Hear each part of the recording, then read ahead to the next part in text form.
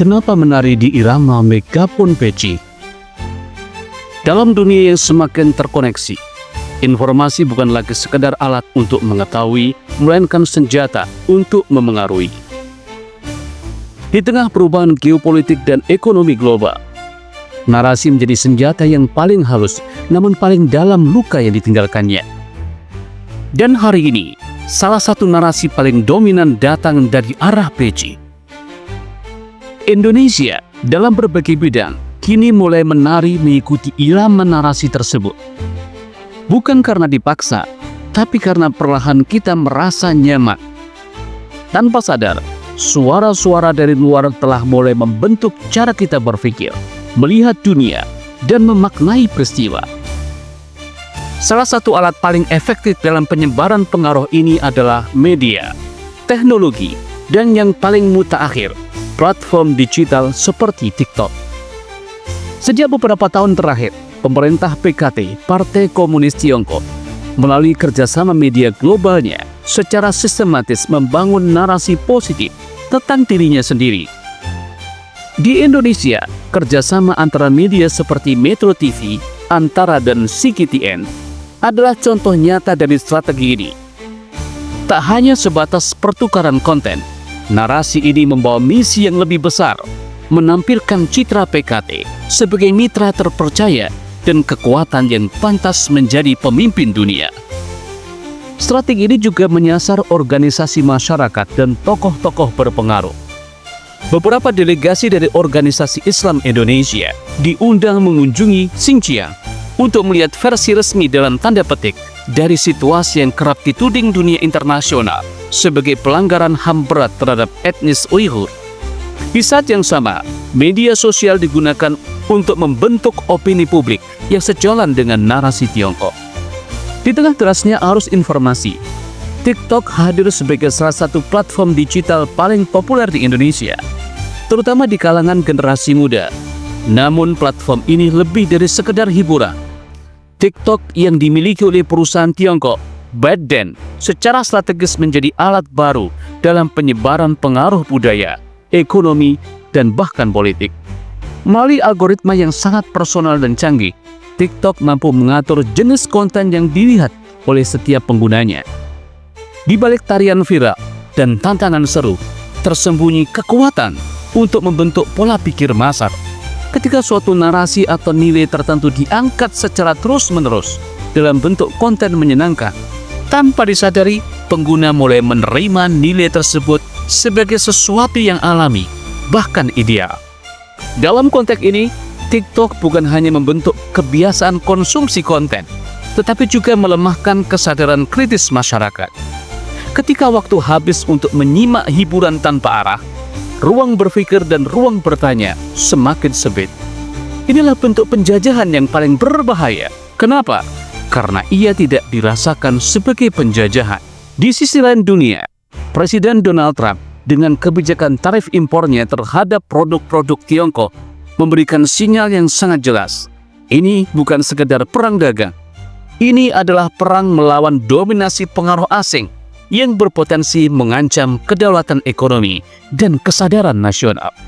Tarif Trump 2.0 bukan hanya soal menaikkan biaya masuk. Ini adalah bentuk perlawanan terhadap sistem global yang perlahan sedang dibentuk oleh Tiongkok. Dunia sedang menyaksikan satu negara yang ingin menjadi pusat produksi, pusat teknologi, dan pusat narasi dunia. Trump melihat bahwa jika PKT dibiarkan tanpa pembatas, maka dalam waktu dekat, bukan hanya ekonomi Amerika yang akan tergilas, tapi juga kebebasan berpikir global. Apa yang dipertaruhkan bukan cuma industri lokal, melainkan hak untuk memilih arah sendiri, berpikir merdeka, dan menjaga keanekaragaman sistem nilai di dunia. Dalam hal ini, tarif Trump adalah pagar yang mencoba mencegah satu arus budaya dan politik menguasai semua pintu. Satu langkah yang perlu dipertimbangkan oleh banyak negara, bukan untuk dicaci maki dan dibully. Pemerintah PKT telah menunjukkan bahwa mereka bisa memproduksi barang dalam jumlah besar, cepat dan murah. Namun harga murah itu datang dengan ongkos yang tidak terlihat oleh mata kasat. Kontrol terhadap data, penyaringan informasi, dan tekanan terhadap kebebasan sipil. Di negara asalnya, PKT melakukan pengawasan digital berskala besar, membungkam kritik, dan mengatur narasi tunggal tentang negara. Bayangkan, jika sistem yang sama dibawa keluar, dunia mungkin akan penuh dengan barang murah, tapi harganya adalah kebebasan kita.